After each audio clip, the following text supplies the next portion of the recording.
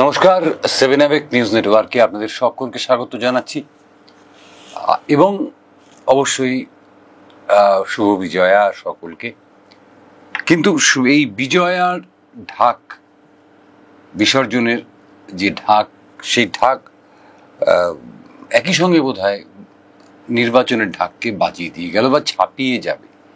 নির্বাচনের ঢাক এই মুহূর্তে যা পরিস্থিতি, তাতে তৃণমূল কংগ্রেস কার্যত গুনে গুনে 5 গোল দিল এই পুজোর কদিনে বা পুজোর সময়টায়, মরশুমটায়। এখনো দীপাবলি বাকি রয়েছে, অনেক গোল আরও দেবেন। কিন্তু এই দুর্গাপুজো শেষ হওয়ার মুহূর্তে দাঁড়িয়ে বলি যে তৃণমূল গুনে গুনে 5 গোল দিয়ে দিচ্ছে বিরোধীদের।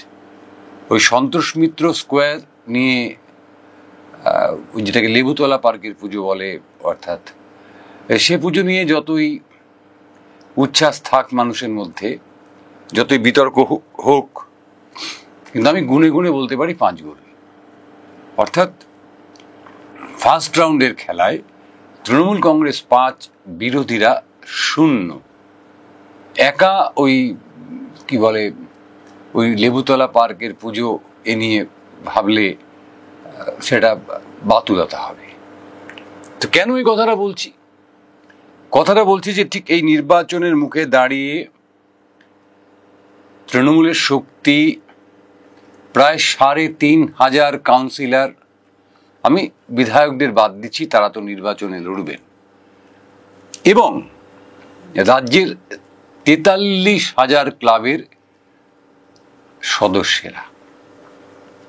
আপনারা বলতে পারেন যে 43,000 ক্লাব, পশ্চিমবঙ্গের থেকে অনেক বেশি ক্লাব আছে না। 43,000 দুর্গা পূজা কমিটি, যে সমস্ত ক্লাব বা অন্যান্য সংগঠন যারা দুর্গাপূজা অর্গানাইজ করে, সরকারিভাবে তাদের সংখ্যাটা এই মুহূর্তে যে রাজ্য সরকারের থেকে যেটা পাওয়া গেছে সেটা 43,000।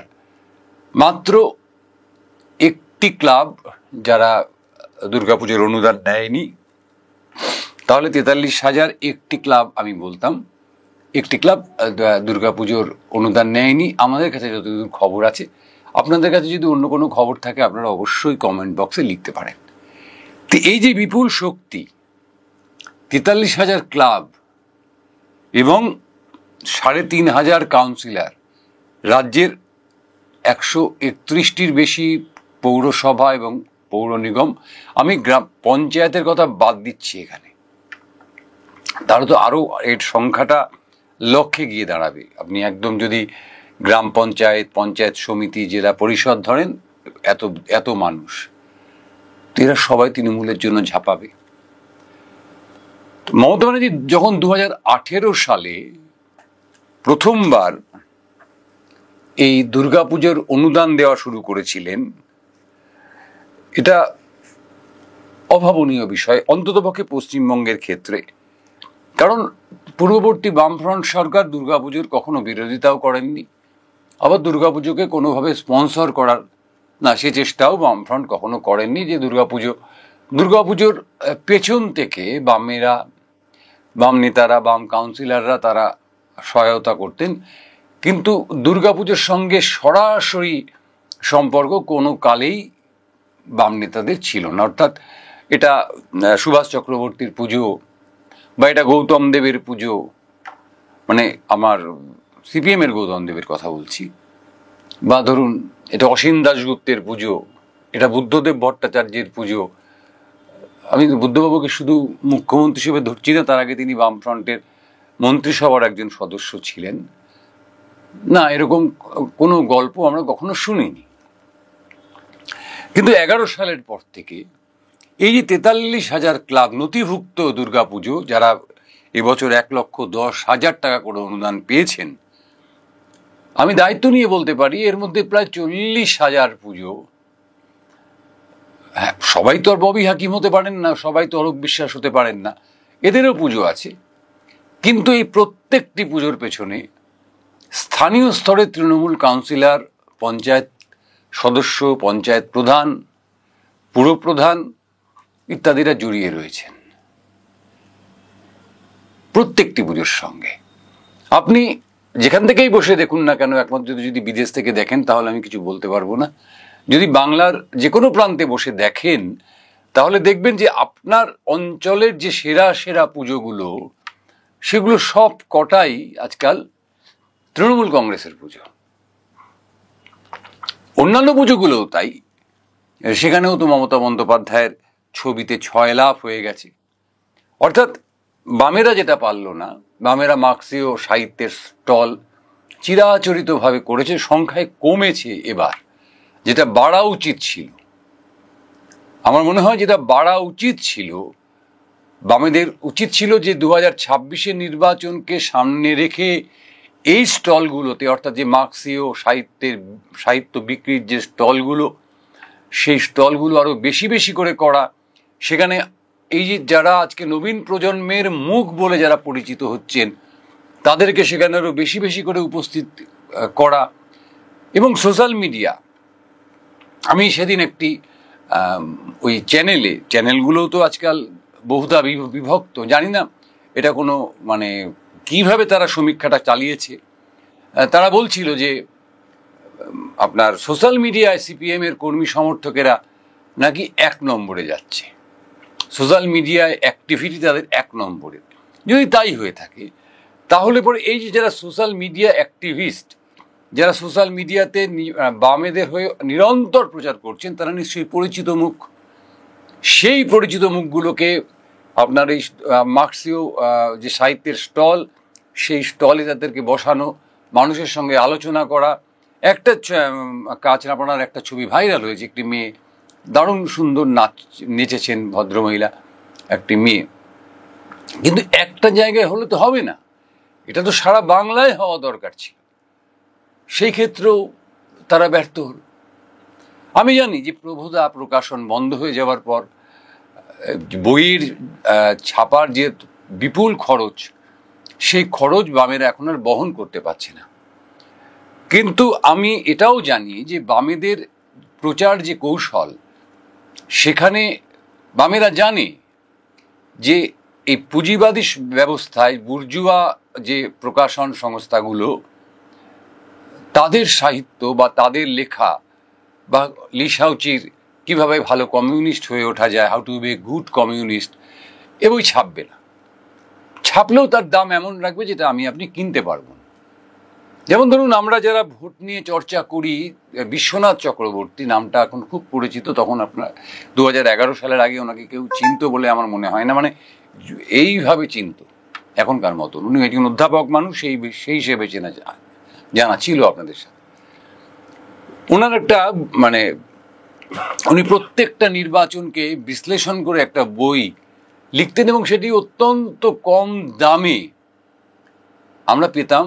পশ্চিমবঙ্গ সরকার অথবা যেভাবেই হোক, কিভাবে এত সস্তায় বইটা দেয়া যেত জানি না, কিন্তু আজকের তারিখে দাঁড়িয়ে ওই বইটির দাম, যে বইটির দাম 60 টাকা 70 টাকা করে আমরা কিনতাম, সেই বইটি আজকের দাম হয়ে গেছে প্রায় 400 টাকার ওপরে।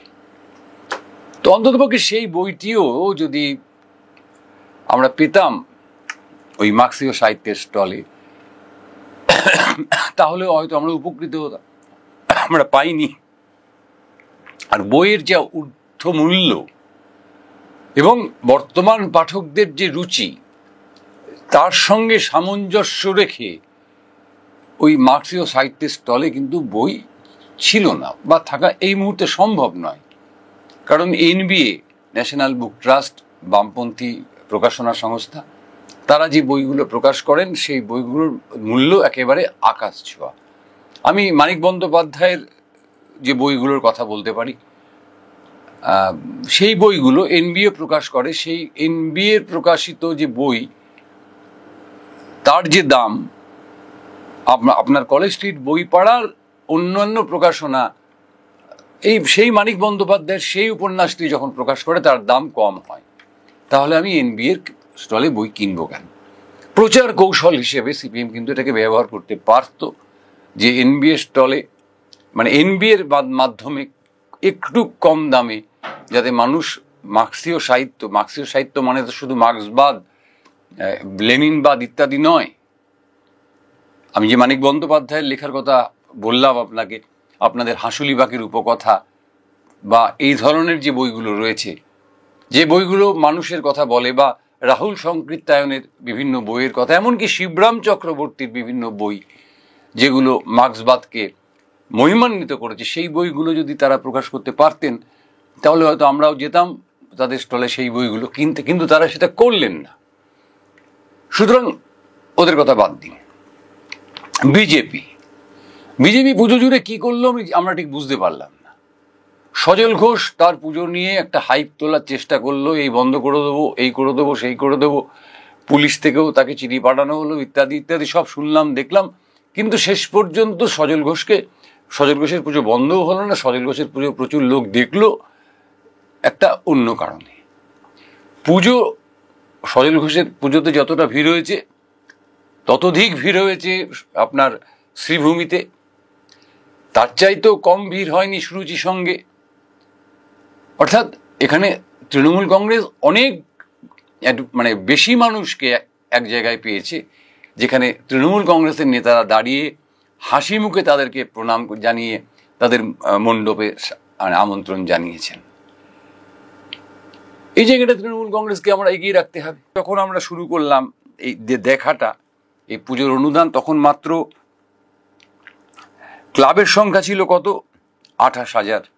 সেটা আজকে দাঁড়িয়েছে 43,000।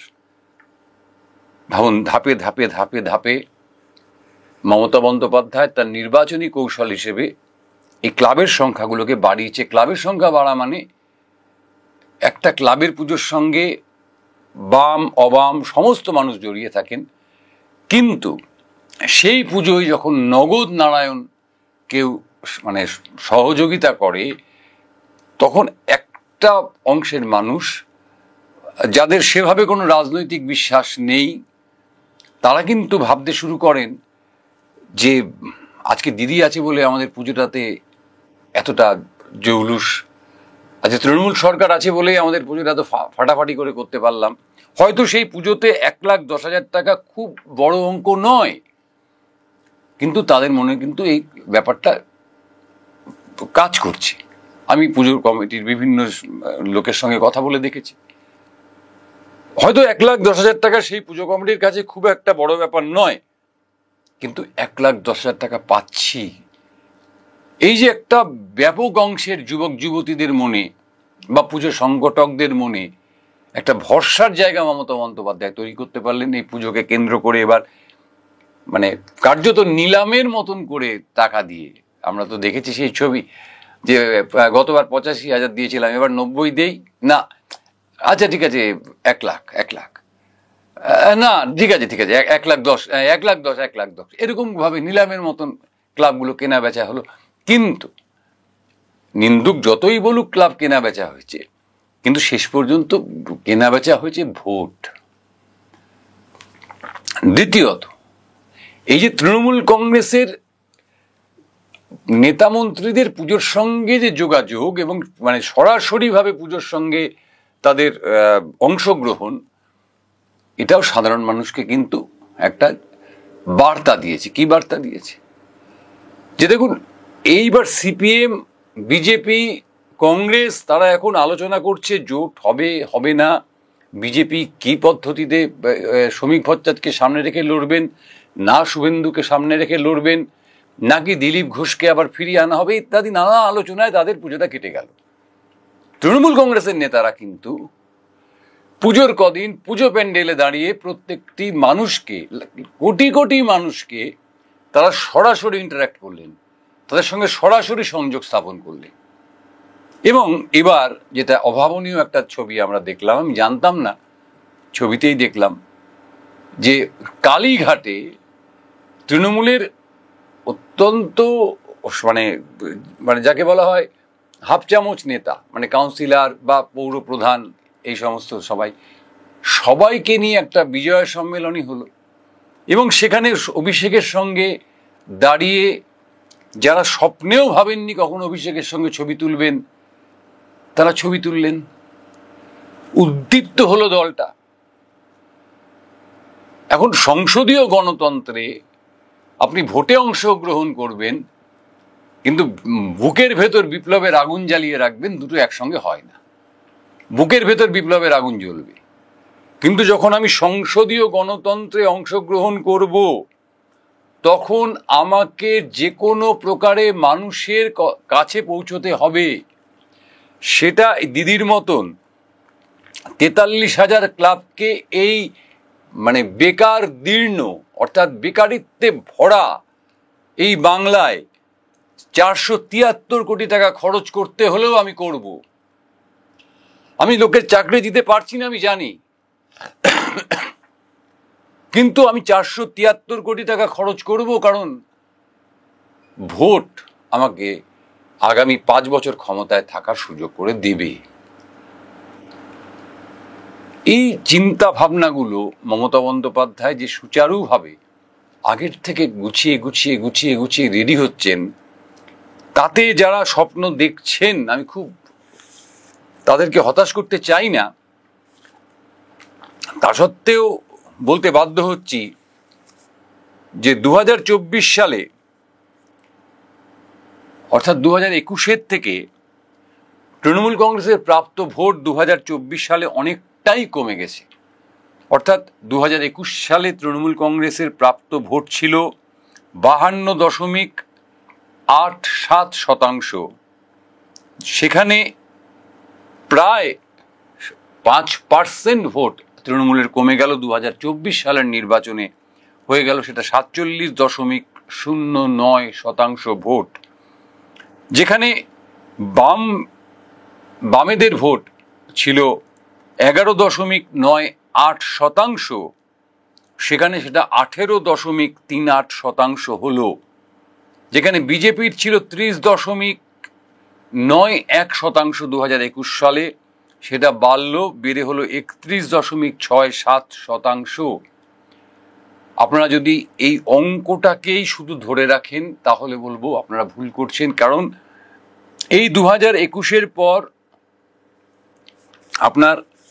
আমরা 2024 যদি ধরি, 2024-এর 9ই আগস্ট, তারপরেও এ রাজ্যে 4টি উপনির্বাচন হয়েছে বিধানসভার।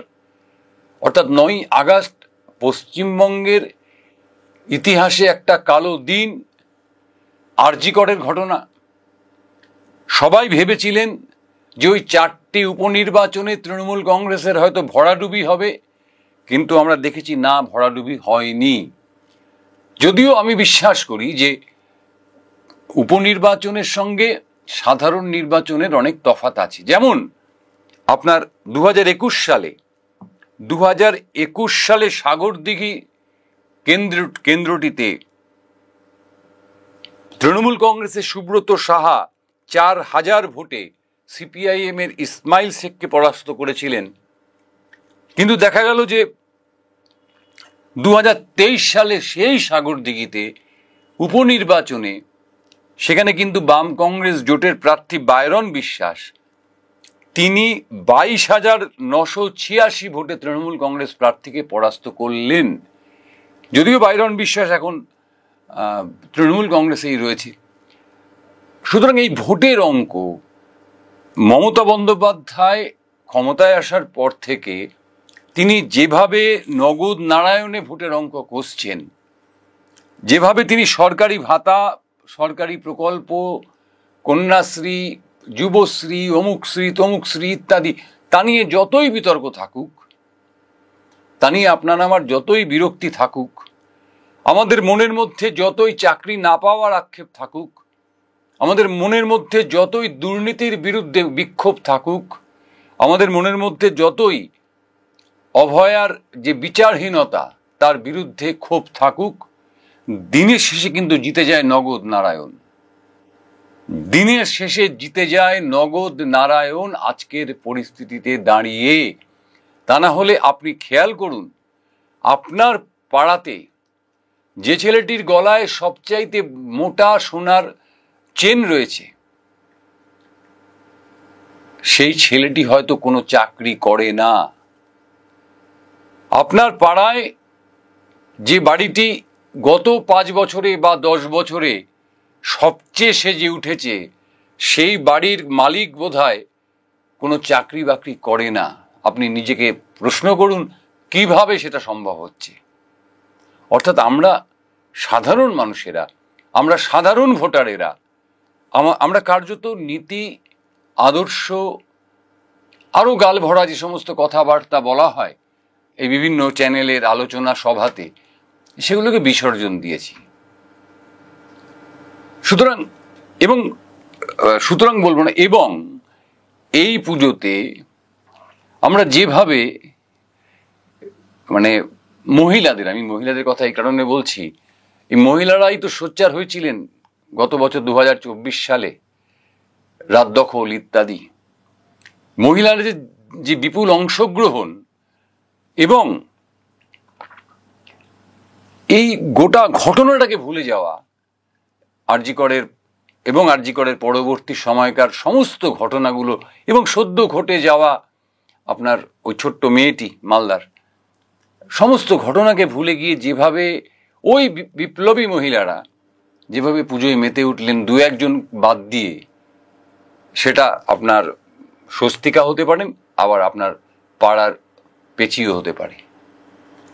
আমি তুল্যমূল্য বিচার করলাম আর কি। তাতে মমতা ব্যানার্জি 5, বিরোধীরা 0। সামনে আর 7-8 মাস সময় রয়েছে, বা তাও নেই হয়তো। এখন দেখার যে বিরোধীরা এই যে 3500 কাউন্সিলর, আমি শহর এবং শহরতলির যে পৌরসভাগুলোকেই ধরছি, গ্রামাঞ্চলে যাচ্ছি না, এবং 43,000 ক্লাব, যেখানে গ্রামের ক্লাবও আছে, এর মোকাবেলা বাম কংগ্রেস জোট হোক, বাম আইএসএফ জোট হোক, বিজেপি হোক, তারা কিভাবে করে সেটাই আমাকে দেখতে হবে, বা আমাদের সবাইকে দেখতে হবে। কারণ পুজোর পরে সরাসরি 5-0 গোলে এগিয়ে গেল আগামী 2026-এর নির্বাচনের দিকে তৃণমূল কংগ্রেস। আমার এই বিশ্লেষণ আপনাদের ভালো লাগবে না জানি, কারণ মনে মনে এখন অনেকেই তৃণমূল কংগ্রেসকে গালাগালি দেন। তারা আমাকে গালাগালি দেবেন সেটাও আমি জানি। বলবেন এটা একপেশে একটা আলোচনা হলো, একপেশে। আমি মনে করি না এটা একপেশে আলোচনা হলো, এটা বাস্তবসম্মত আলোচনা হলো। যদি একপেশে আলোচনা করতাম তাহলে আমি বলতাম না যে ওই বুক স্টলগুলো, সেখানে কি কি ধরনের বই থাকা দরকার ছিল। অর্থাৎ মানুষের রুচির সঙ্গে নিজেকে বদলাতে হয়, নিজেদেরকে বদলাতে হয়। খারাপ রুচির দিকে আমি যাব না, কিন্তু আমার যে ভালো ভালো সংগ্রহ রয়েছে সেই সংগ্রহগুলোকে যাতে মানুষের ক্রয় ক্ষমতার মধ্যে এনে বিক্রি করা যায়, তাদের হাতে পৌঁছে দেয়া যায়, তার বন্দোবস্ত সিপিএম কি করতে পারতো না? আমি বিজেপির কথা জানি না, বিজেপির সঙ্গে বেশি দিন তো আমাদের সম্পর্ক নয়, কিন্তু কংগ্রেস, সিপিএম এরা পারতো, হয়তো পারতো, কিন্তু করলো না তো। ওই 2-1টা স্টলে গিয়ে আপনার ওই দীপশিতা বসলেন, কি আপনার ওই আমার মীনাক্ষী বসলেন, বা 2-1টা চ্যানেলে দেখলাম পুজোর সময়ও শতরূপরা তৃণমূলের মুন্ডপাত করলেন। তাতে মানুষের কিচ্ছু এসে যায় না। মানুষ কি দেখলো? মানুষ দেখলো যে পুজো মণ্ডপে জোরহাত করে দাঁড়িয়ে আছেন সুজিত বসু। মানুষ দেখলো ফিরহাদ হাকিম এক কোমর জলে নেমে গেছেন। এবং সবচেয়ে মজার হচ্ছে যে প্রকৃতিও বোধহয় এবার তৃণমূল কংগ্রেসকে বেশ খানিক সমর্থন করলো, বেশ খানিক সুযোগ করে দিয়ে গেল। অর্থাৎ পুজোর আগ মুহূর্তে যে একটা আশঙ্কা তৈরি হয়েছিল, সেটা অদ্ভুতভাবে পুজোর মধ্যে হাওয়া হয়ে গেল।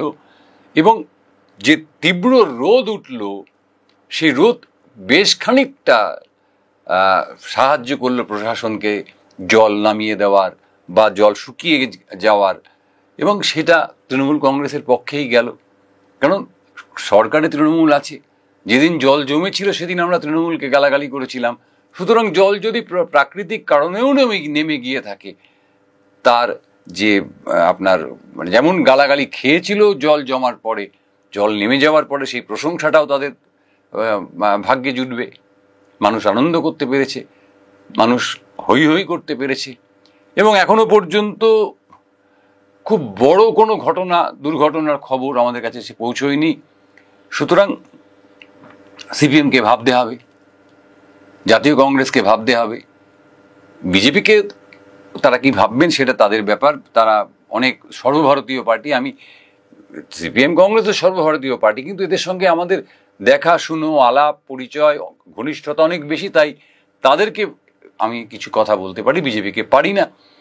তাই বলছি এদেরকে ভাবতে হবে যে পুজোতে যেভাবে মমতা ব্যানার্জি টেক্কা দিয়ে গেল সবাইকে, এই জায়গাটা, এই হার্ডেলটায় সামনে যে একটা 43,000 ক্লাব, 3,500 কাউন্সিলর সবাই মিলে পুজোতে যে হই হই করে ফেললো, মমতা ব্যানার্জির মানে ছবি এই 43,000 ক্লাবে অন্ততপক্ষে মানে তার 3 গুণ আপনারা ছবি দেখেছেন মমতা বন্দ্যোপাধ্যায়ের, এবং প্রত্যেকটি কাউন্সিলর আলাদা করে তাদের নাম এবং মমতা ব্যানার্জির ছবি, অভিষেক ব্যানার্জির ছবি লাগিয়ে আবার ব্যানার লাগিয়েছে প্রত্যেকটি প্যান্ডেলে।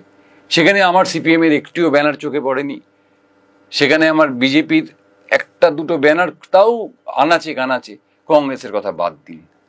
সব মিলিয়ে পুজো, নির্বাচনী পুজো আর কি, নির্বাচনের মুখে দাঁড়িয়ে যে পুজো, সে পুজোয় তৃণমূল 5, বিরোধীরা 0। আমার আলোচনা ভালো লাগলে অবশ্যই আমাদের 7 AWAKE নিউজ চ্যানেলটিকে সাবস্ক্রাইব করে আমাদের পাশে থাকবেন, এবং এই ধরনের সরাসরি এবং গঠনমূলক আলোচনা, যেখানে আমরা সরাসরি আপনাদেরকে আমাদের ভাবনা তাকে তুলে ধরবো, এবং আপনাদের ভাবনাটাও আপনারা তুলে ধরবেন আমাদের কাছে কমেন্ট বক্সে গিয়ে, এবং তারপরে আবার তা নিয়ে আলোচনা হবে।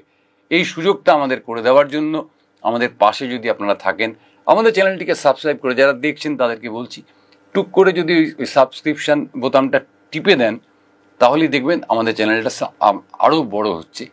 তাতে আপনার আলাদা করে কোনো খরচ করতে হবে না, অথচ আমরা বাড়বো এবং আমরা আপনাদের পাশে থাকবো, ঠিক আজকে যেমনভাবে আছি, গতকাল যেমনভাবে ছিলাম। সবাই খুব ভালো থাকবেন। শুভরাত্রি, জয় হিন্দ।